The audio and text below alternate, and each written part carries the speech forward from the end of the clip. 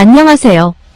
대한민국이 세계 최고 군사강국이 되길 바라는 군사무기 전문 싱싱호돌이 채널입니다. 구독, 좋아요, 알림 설정 부탁드리겠습니다. 우리와 수십조 원대의 무기 수출 계약을 체결한 폴란드가 한국형 전투기 KF-21 공동 개발에도 참여하고 싶다는 의사를 공식적으로 전달한 것으로 확인됐습니다.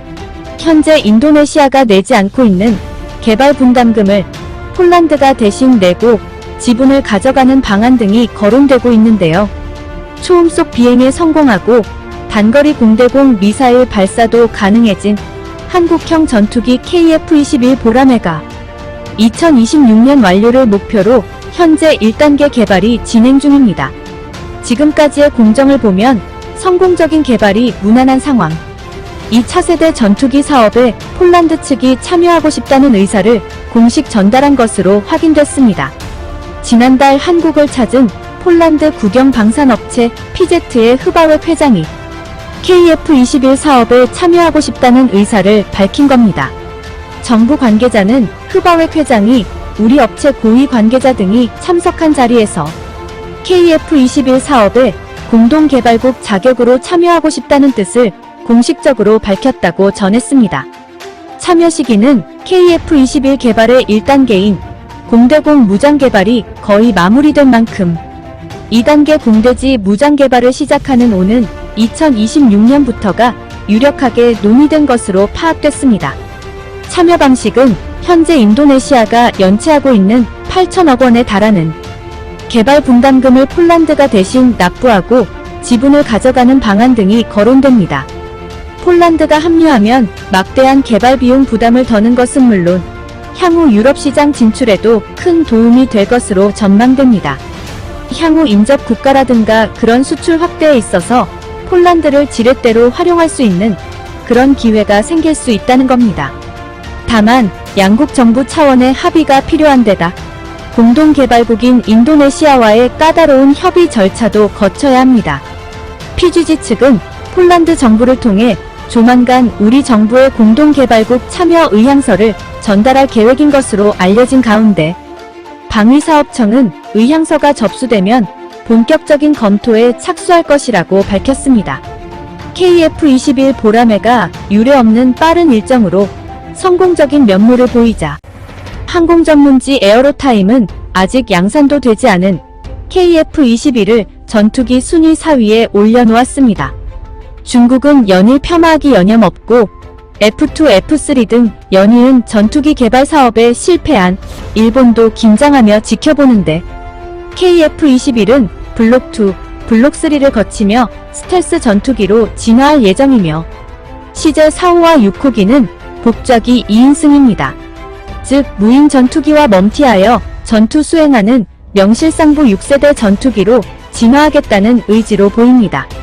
내년 양산 계획 발표를 내놓자 분담금도 지체하던 인도네시아는 우리는 아직 부품 등을 생산할 제조 라인에 대한 아무런 진척이 없다면서 일방적인 발표라며 분노하고 있다고 전합니다. 인도네시아는 사업에 동등한 파트너임에도 불구하고 상의 없이 일정을 앞당겼다면서 소통 불통에 대하여 항의한 것입니다. 인도네시아 공동개발 계약은 전체 개발비 8조 8천억 원의 20%인 약 1조 7천억 원을 2026년까지 부담하기로 한 것이며 인도네시아가 재정 악화 등으로 분담금을 납부하지 않아 약 8천억 원가량이 연체 중입니다. 그러다가 지난 2월 폴란드가 워낙 강력하게 공동개발 의사를 표명하자 400억을 슬그머니 납부한 실정입니다. 결론적으로 말하면 기술 이전을 받아도 자체 생산을 할 수 없는 것이 인도네시아의 실정입니다.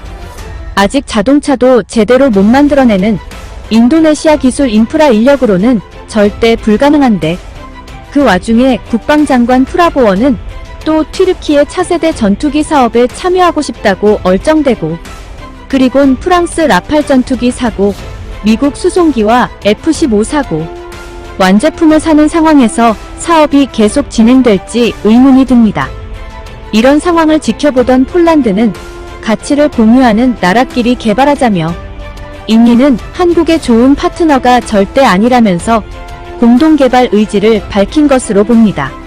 심지어 국방 예산과 별도로 KF-21 공동개발 특별 예산을 편성해서 공동참여 의지를 현실화시키고 있습니다. 이에 응답이라도 하듯 카이는 폴란드 공군기가 부착된 수출 1호기 FA-50을 선보이며 총알 배송 위력을 다시 한번 보여주고, 이에 난리난 폴란드 여론은 왜 FA-50을 즉시 도입해야 하는가라는 인터뷰로 한국 밀덕에게도 이미 유명인이 된 이레네우스 노박 공군 준장은 조정사들을 이끌고 한국에 왔고 FA-50 훈련 연습 중 KF-21 시뮬레이터에 탑승하기도 했습니다. 폴란드 두다 대통령은 K2 전차를 배경으로 찍은 자신의 사진을 트위터에 올리며 지난해 12월 K2 전차 10대와 K9 자주포 23문 등 초도 물량이 도착했을 때 수도 바르샤바에서 차량으로 4시간 걸리는 폴란드 북부 그디니아에 있는 해군 기지까지 직접 달려가 환영 행사를 열었습니다. 전력화 행사가 아닌 해외 무기 초도분 도입 행사에 군 통수권자까지 참석한 것은 세계적으로 유례를 찾기 힘든 일이며, 러시아의 우크라이나 침공 이후 폴란드가 느끼는 위기감과 한국산 무기에 대한 기대감이 그만큼 컸다는 것으로 보여집니다. 당시 두다 대통령은 현대식 장비를 갖춘 군만이 러시아의 야망과 잔인함을 막을 수 있다고 하며 한국 무기의 신속한 인도는 매우 중요하다고 강조했습니다.